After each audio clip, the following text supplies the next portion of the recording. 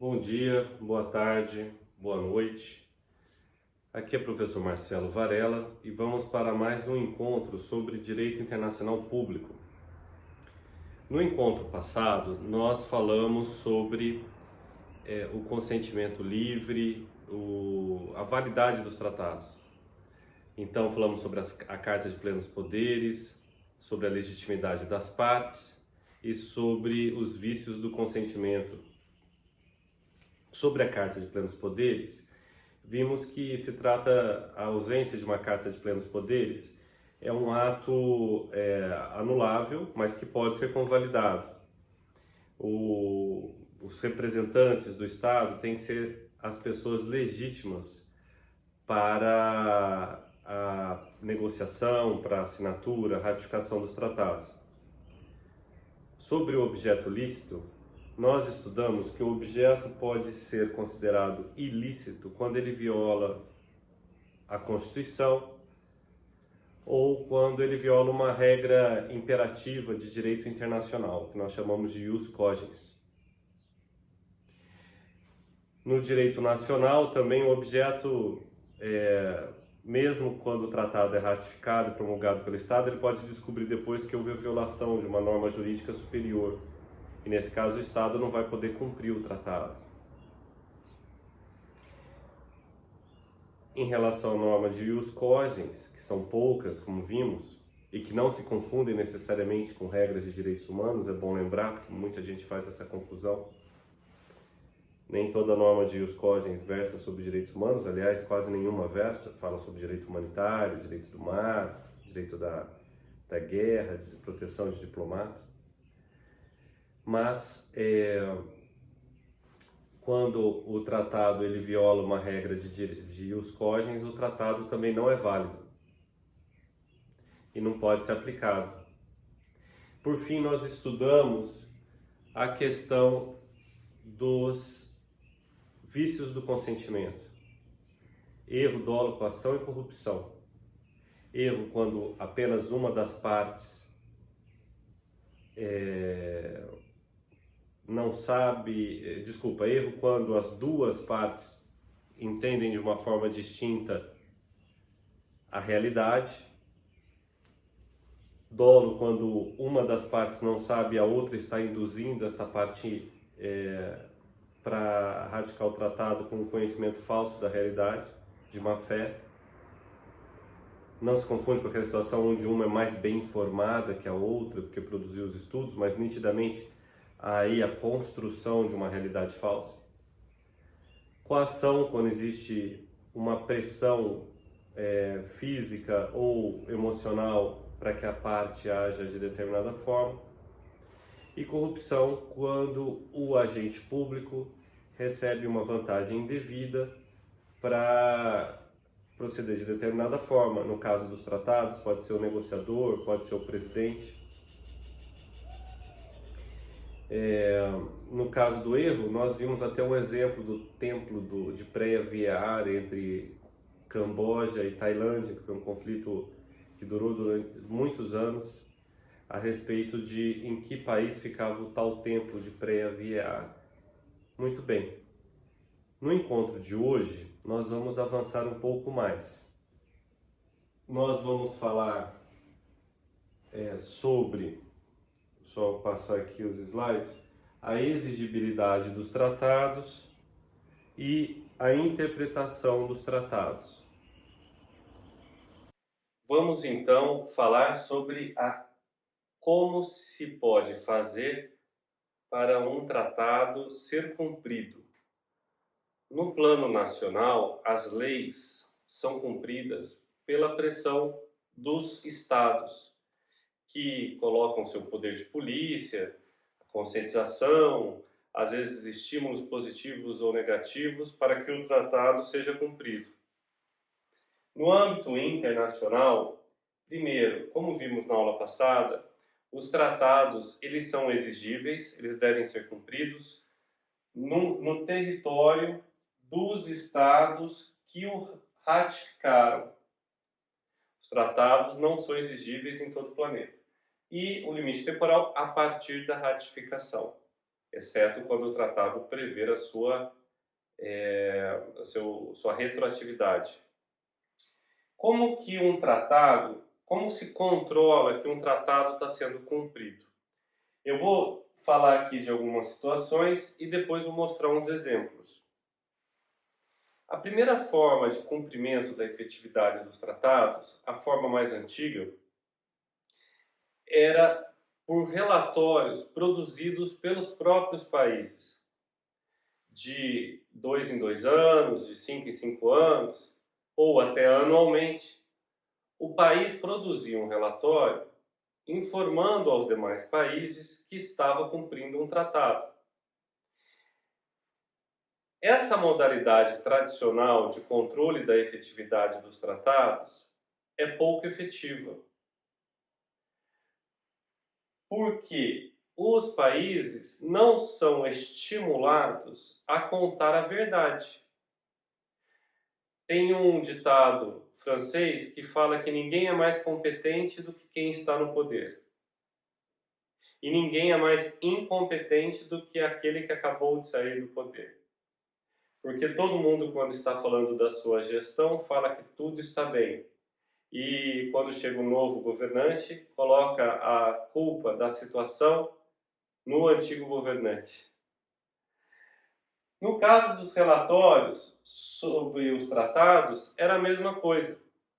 Nenhum país vai chegar para a comunidade internacional, ou é muito difícil que isso ocorra, dizendo, olha, eu não cumpri, eu destruí o meio ambiente mesmo, e aqui não tem queimada nenhuma, ou vai falar aqui as queimadas estão destruindo a Amazônia, ou vão falar, eu poluí muitos rios, e eu matei todos os animais, e aqui a gente está matando as pessoas mesmo, nos presídios. Não existe isso. Normalmente os relatórios dos tratados são autoelogiosos e, por isso, muito difíceis de servirem como um instrumento eficaz para avaliar se o tratado está ou não sendo cumprido. Mas já serve de parâmetro. Conforme o direito internacional foi ganhando força, foi ganhando cogência, houve também uma evolução nos relatórios. Se os relatórios antes eram unilaterais, o Estado fazia sozinho, a partir de determinados tratados, nos últimos 20, 30 anos, houve um movimento de fiscalização externa dos relatórios. Essa fiscalização pode ser feita por ONGs, pode ser feita pelos outros países. Então, houve até a possibilidade de contradição formal às informações prestadas nos relatórios. A Convenção sobre o Tráfico Internacional de Espécies Ameaçadas de Extinção, CITES, é um exemplo. Os outros países e as ONGs podem contradizer os relatórios de acompanhamento dos tratados, de cumprimento dos tratados. Há tratados que prevêem contraprestações financeiras, por exemplo, o Protocolo de Kyoto ou os Acordos de Paris. Os países que emitem mais gases de efeito estufa têm que remunerar, pagar um valor em dinheiro para aqueles que produzem menos. Isso funciona tanto entre países como entre empresas, que no âmbito de cada país são obrigadas. O mercado internacional de carbono já movimenta 200 bilhões de dólares. Isso é muito mais do que o Brasil exporta aí de agricultura, da maior parte das commodities agrícolas. Só a Tesla, né, que é aquela montadora de veículos elétricos, em 2020, ganhou mais de 400 milhões de dólares de créditos decorrentes de redução de emissão de carbono, por exemplo, de outras montadoras que produzem gases a gasolina. Você vê, né? Além do dinheiro que ela ganha vendendo o veículo, ela ganha também créditos de carbono, um valor enorme, né? Em reais, isso dá um valor muito substancial. Como que se faz esse controle? Por meio de um relatório. Só que como esse relatório envolve muito dinheiro, do quanto se poluiu, o quanto se deixou de poluir, o relatório tem que seguir uma metodologia única no planeta todo. Todo mundo, todos os atores avaliam os mesmos fatores da mesma forma e sujeitos a uma auditoria de uma empresa internacional credenciada independente. Então, o relatório passa por não só a possibilidade de contradição, como ele segue uma metodologia uniforme e tem que ter uma auditoria independente, privada de uma instituição credenciada internacionalmente. Então, se os relatórios foram de simples informação a um mecanismo mais rígido e efetivo de controle da aplicação do tratado. Outra forma também de controle da efetividade são as inspeções. As inspeções ocorrem quando um organismo internacional ou os outros estados partes no tratado enviam um grupo de especialistas ou um especialista para o país para ver em loco se o tratado está sendo cumprido. O Brasil já sofreu muitas e muitas inspeções internacionais, já enviou também muitos e muitos representantes para participar de inspeções internacionais. Tanto no campo nuclear, as inspeções são muito comuns em tratados que falam de armas, em tratados de direitos humanos, em tratados ambientais. Para ver se um país está produzindo armas de destruição em massa, é feita uma inspeção. Logicamente, a inspeção apenas ocorre se o país que vai receber os inspetores permite, porque o país não é obrigado a permitir a entrada de estrangeiros para verificar regiões sensíveis. E houve 1000 casos interessantes, né? O Irã, por exemplo, ele sempre falava que as suas usinas nucleares eram 3 ou 4. E as inspeções sempre aconteciam naquelas usinas nucleares. Teve um ano que um iraniano estava passeando pelo país dele, mas ele era um físico iraniano que morava nos Estados Unidos, trabalhava nos Estados Unidos. Ele estava de volta visitando a família dele e ele viu uma instalação industrial que era totalmente diferente de uma usina nuclear.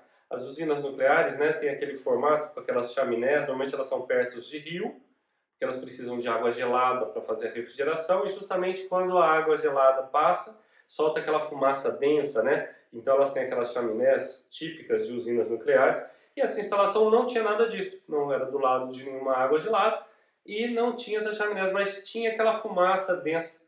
E ele achou aquilo muito estranho e comunicou lá aos parceiros dele nos Estados Unidos, e que quando foram ver uma usina nuclear, que estava fazendo enriquecimento de urânio, mas disfarçada, não estava na lista daquelas que o Irã colocava para inspeção internacional. Isso foi um conflito, gerou retaliação ao Irã, sanções, etc.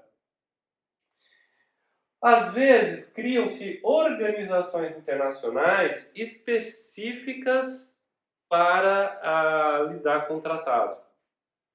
O organismo internacional, tipo o Programa das Nações Unidas para o Meio Ambiente, o PNUMA, o Programa das Nações Unidas para Mudanças Climáticas, né, que o Secretariado da Convenção das Nações Unidas sobre Mudanças Climáticas, às vezes a ONU atribui isso a um dos seus organismos, a própria Organização Mundial do Comércio é um organismo para avaliar a efetividade dos tratados sobre comércio.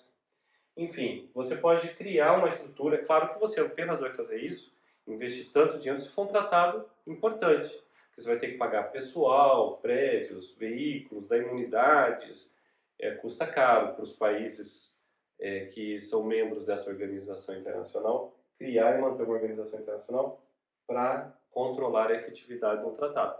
Mas existem inúmeras, talvez centenas. E os estados também podem fazer estímulos positivos e negativos para exigir o cumprimento de um tratado. Unilateralmente. Um estado pode conceder recursos para você preservar o meio ambiente. Por exemplo, a Noruega concedia muitos recursos para o Brasil conservar a Amazônia. Depois houve alguns conflitos na administração desses recursos. Os Estados Unidos, por exemplo, não raras vezes, sanciona países que não cumprem tratados que eles consideram mais importantes.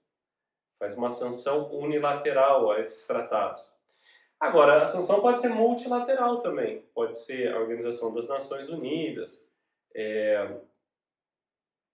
ou a OMC, autorizando um estímulo positivo, dando recursos ou permitindo alguma coisa, ou negativo, como retaliando as exportações daquele país enquanto ele não cumprir um tratado.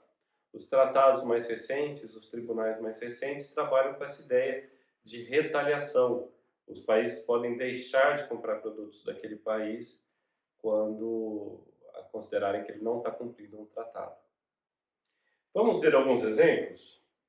Olha, aqui, por exemplo, no site do Ministério do Meio Ambiente, tem o relatório sobre a Convenção da Diversidade Biológica. Tá vendo? Primeiro, segundo, terceiro, quarto, quinto, sexto relatório sobre a Convenção da Diversidade Biológica. Vamos ver a cara de um relatório desse? Opa, eu cliquei aqui, será feito em breve. Aqui. Então aqui está o relatório. O quarto relatório, ele conta a história de como o relatório foi feito. E aqui a gente tem o relatório. Então, ó, vem aqui relatório sobre a convenção e um documento grande, olha, ele tem 240 páginas. E ele vai falar sobre como o Brasil está preservando cada elemento da diversidade biológica, florestas, águas, combate ao desmatamento, fogo, mudanças climáticas, principais ameaças à biodiversidade, principais ações para proteger a biodiversidade. Então o Brasil vai falar, olha, tudo que eu venho fazendo, como é que anda. E isso aqui, cada país do mundo vai fazer um relatório parecido, seguindo essa metodologia comum. E qualquer pessoa interessada, qualquer país, qualquer empresa, qualquer ONG, poderá, entrando no site do Secretariado da Convenção sobre a Diversidade Biológica, acessar o relatório de cumprimento de qualquer outro país. Assim se controla a efetividade do tratado. Interessante, né? Tá vendo? Todo mundo vai ter aqui, o 2008, 2010, porque eu peguei um relatório mais antigo. Então, quanto tinha de pasto limpo, quanto avançou, vegetação secundária, tá vendo? Crescimento, agricultura, quanto avançou, área urbana, enfim, tem todos os dados aqui. Vamos aqui, outro exemplo, sobre inspeções internacionais. Eu vou ver se eu consigo passar um vídeo aqui. Um representante do Comitê dos Direitos das Crianças da ONU, a Organização das Nações Unidas, esteve ontem fazendo uma inspeção em 2 unidades onde adolescentes cumprem medidas socioeducativas aqui no estado. A imprensa não pôde acompanhar as inspeções. Ontem de manhã, o representante da ONU esteve em Caruaru. Luiz Pederneiras é do Comitê dos Direitos das Crianças da Organização Mundial de Prevenção e Combate à Tortura. A visita foi ao CASE, o Centro de Atendimento Socioeducativo. Alguns deles pedem ir para o médico, né? Alguns deles estão com o corpo manchado, como tivesse tipo de coceira, e eles pedem para que seja encaminhado. Algumas reclamações que a gente ainda não vai divulgar, porque o relatório ele precisa ser feito. Essas fotos mostram outra inspeção do representante da ONU ontem à tarde. Foi no CASE Santa Luzia, que fica no bairro do Cordeiro, no Recife. Luiz Pederneiras conversou com as adolescentes e ouviu denúncias.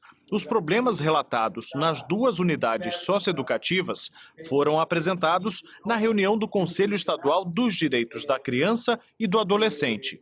O especialista em direitos humanos esteve em Pernambuco a convite de uma ONG, o GAJOP, Gabinete de Assessoria Jurídica às Organizações Populares. Tem habitações que tem 5 a mais, com umidade. A sociedade do estado de Pernambuco tem que ficar preocupada com essa questão.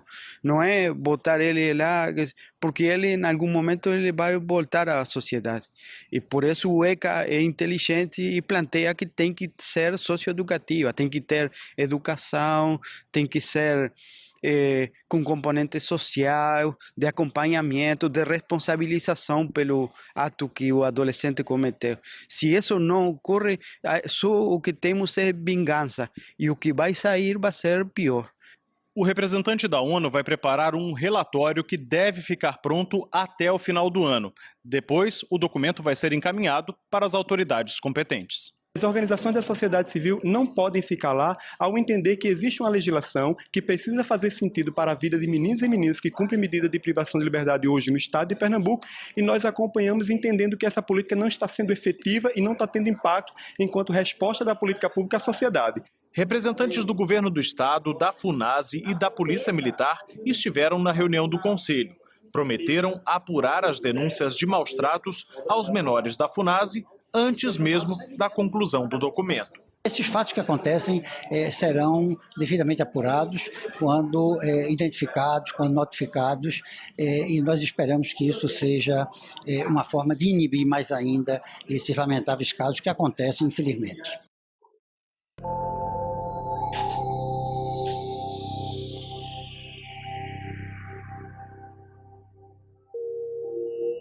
In a deep pond, spent nuclear fuel is stored.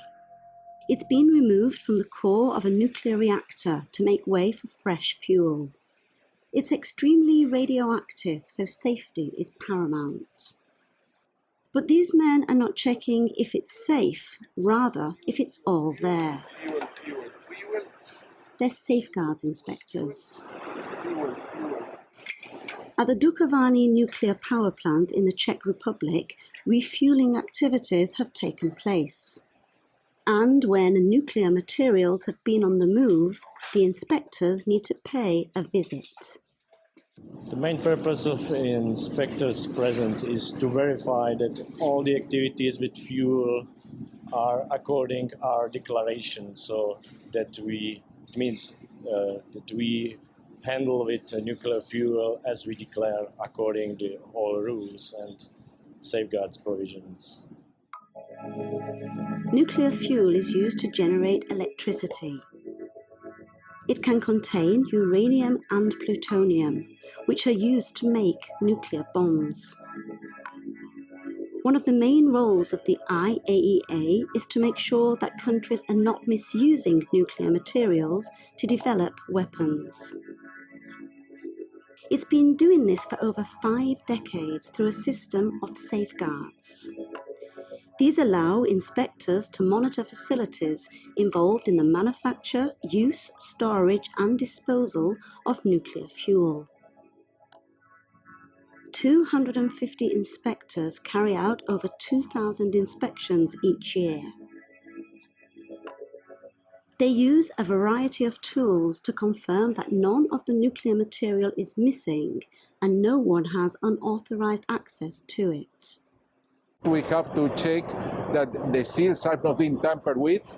We have to check that all verified fresh and irradiated fuel is in the quantity declared by the operator, and we have to confirm, another important thing is to confirm that all the accountancy is consistent.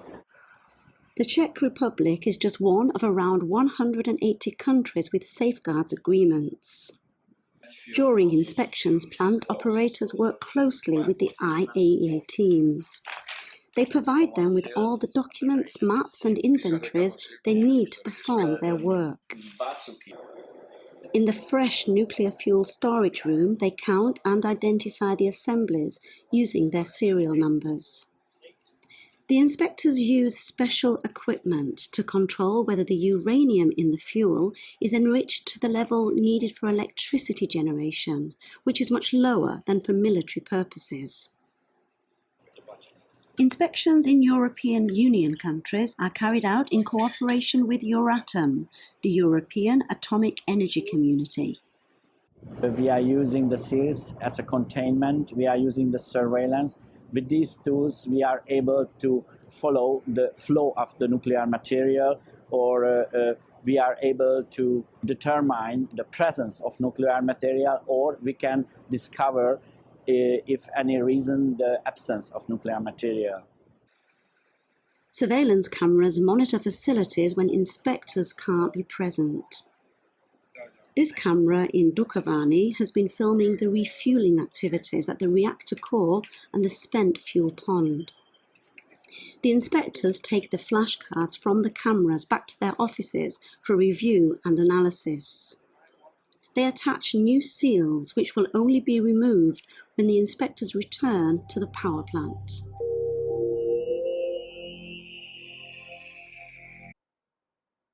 Vamos avançar agora? Como que um tratado ele é interpretado? O tratado, existem duas formas de interpretação possíveis. A interpretação autêntica e a interpretação não autêntica. Via de regra, os tratados seguem uma interpretação autêntica, ao contrário do direito brasileiro. Eu vou falar um pouco do direito brasileiro, porque todo mundo já conhece, e fala a diferença dos tratados. No direito brasileiro, os conceitos evoluem conforme a evolução da própria sociedade. Alguns conceitos antigos não mais são aplicáveis hoje. Por exemplo, o conceito de mulher honesta. Uma prostituta, antigamente, não poderia ser estuprada. Hoje, a gente tem claro que qualquer mulher pode ser estuprada. A ideia de uma mulher honesta ou não honesta não existe mais o conceito, sobretudo à luz do que existia quando a legislação foi feita, Código Penal, por exemplo, nos anos 40, né, o antigo Código Penal. Então, é o exemplo concreto de um conceito que evoluiu. O próprio conceito de família, como heterossexual ou para fins de adoção, o conceito evoluiu. A gente hoje já tem claro que a família pode ser um homossexual ou até monoparental. Então são conceitos que avançaram com o tempo, com a própria evolução cultural da sociedade. Seja por novas normas, seja reconhecida em novas normas, daí fica fácil, às vezes reconhecida pelo judiciário, à luz das mesmas normas antigas. No direito internacional, como estamos falando de países diferentes, com culturas diferentes, que às vezes evoluem para lados opostos, a ideia é sempre manter o conceito autêntico do tratado, ou seja, aquele que estava na mente, na ideia do legislador. Por que eu falo que às vezes a cultura evolui para lados opostos? Vejam aí, por exemplo, a consideração das mulheres nos países árabes. Enquanto que nos anos 1960 a gente tinha as mulheres usando roupas curtas, tendo uma participação mais ativa em países como Irã, Argélia, Marrocos, hoje isso evoluiu para outro lado. Hoje uma mulher de mini saia no Irã seria inconcebível. Na Arábia Saudita nem pensar, de forma alguma. Na Argélia isso pode levar a um isolamento dessa mulher, até às vezes em comunidades mais rígidas, até as sentenças mais duras. Enquanto que nos países europeus, latino-americanos, houve aí, e mesmo nos Estados Unidos, houve aí uma promoção da igualdade da mulher, ainda que muito distante de se concretizar. Há muito ainda a se avançar. Agora, no direito internacional, a interpretação não evolui conforme o tempo, exceto algumas exceções. Os direitos humanos talvez seja uma exceção, embora as cortes de direitos humanos defendam essa evolução cultural, conforme a cultura, há ainda vários países que resistem, mesmo em direitos humanos. Então, no direito internacional, o que eu quero resumir? Que a interpretação autêntica ainda prevalece sobre a não autêntica. Quem faz a interpretação não autêntica? Os intérpretes do tratado a posteriori, os juízes, os estados interpretando aquele tratado. eles são os intérpretes não autênticos, que são os não originais do tratado. Há tratados que prevêem expressamente uma forma não autêntica de interpretação como sendo a correta. Por exemplo, quando o tratado cria um tribunal para julgar o seu conteúdo. A Organização Mundial do Comércio criou o órgão de solução de controvérsias da OMC. Vários tratados remetem à Corte Internacional de Justiça da ONU. Nesse caso, temos aí a previsão pelo próprio tratado que a interpretação, a hermenêutica, será feita de forma não autêntica. Como se interpreta um tratado? Quais são as regras de interpretação? Primeiro, você tem que ler o tratado sempre a favor da sua maior efetividade. O tratado, o texto tem que ter um efeito útil. Não adianta querer forçar a interpretação para que o tratado não tenha efeito útil nenhum, para que seja uma letra morta. Em caso de dúvida, a favor da sua utilidade. Depois, todas as palavras e frases devem fazer sentido. Não adianta querer forçar uma interpretação que anula um artigo, um parágrafo, um inciso, anula um trecho em favor de outro. Você tem que ler todo o texto para que aquele texto seja útil, faça sentido. Então, a interpretação, em caso de dúvida, deve favorecer a utilidade de todas as palavras do tratado. A regra é que não existem palavras mortas na lei. Embora a gente saiba que isso nem sempre é verdade, né? Quem trabalha com processo legislativo sabe que, às vezes, para acomodar os diversos atores, você acaba passando trechos que não têm efeito útil nenhum, apenas para agradar alguém que gostaria de fazer uma proposta daquele texto. Isso é muito comum. Eu que trabalho com isso há 20 anos, vejo muitas vezes, sobretudo no Congresso Nacional, às vezes mesmo no âmbito de um decreto do Poder Executivo, um determinado órgão ou parlamentar faz questão de ter um texto dele no tratado, ou no decreto, ou na lei. No tratado não, porque não dá para modificar, né? Mas aquilo não tem efeito nenhum. Mas, para poder passar, você acaba deixando. É o custo, é o efeito, não o custo, mas da democracia, né? Depois, o tratado tem que prever, a interpretação tem que prever benefícios mútuos.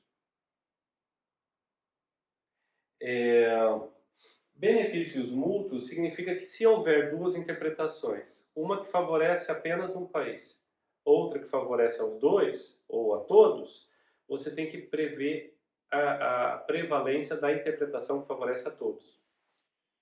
Teve um tratado que eu tive a oportunidade de trabalhar, que era entre a antiga União Soviética e a Angola, salvo engano, que era sobre a pesca de peixes, e que previa que os grandes navios soviéticos poderiam pescar na costa da Angola, e em troca a Angola receberia 20% dos peixes.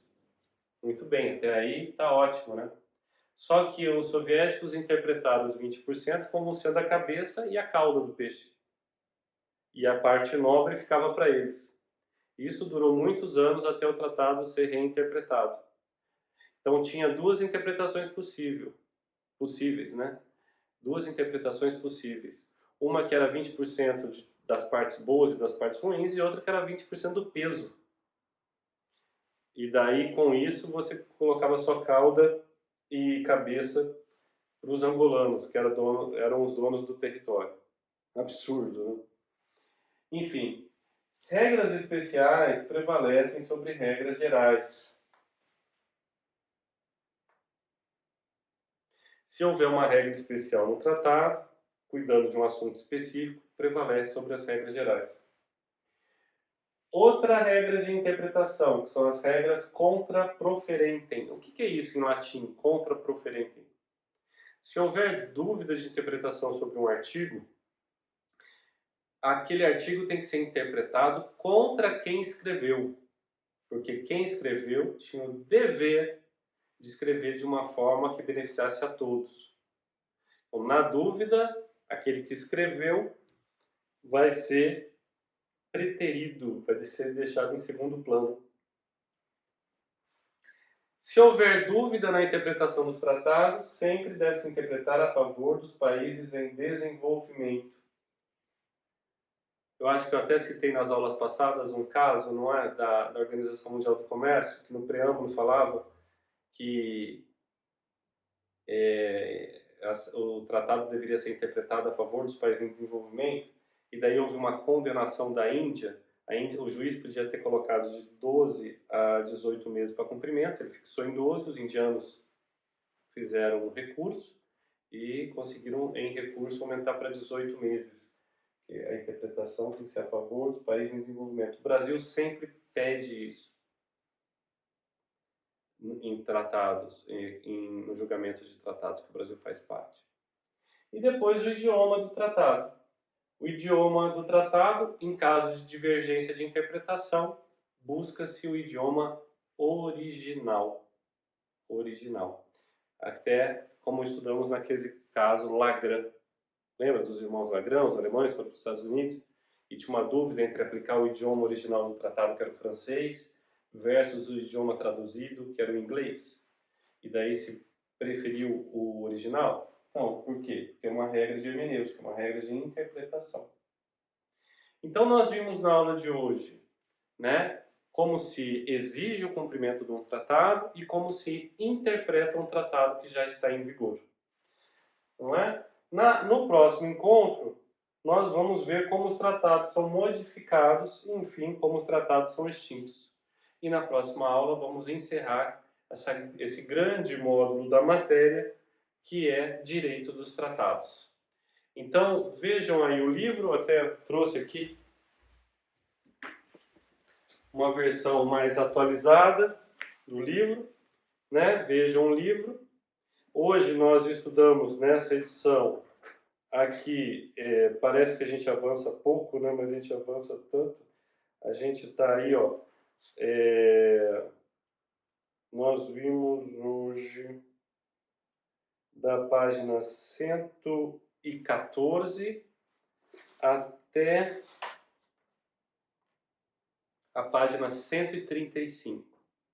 114 a 135. Então, vejam, leiam o livro, é muito importante ler o livro como complemento da aula. Eu estou disponível no Google Meet, no Google Classroom, para responder dúvidas. Tem também outro vídeo do semestre passado, com uma metodologia diferente, para quem quiser complementar a informação. E lembrem que o controle de presença se faz pela resposta às questões. Como falam os youtubers, se inscrevam no meu canal, dê um like e muito obrigado.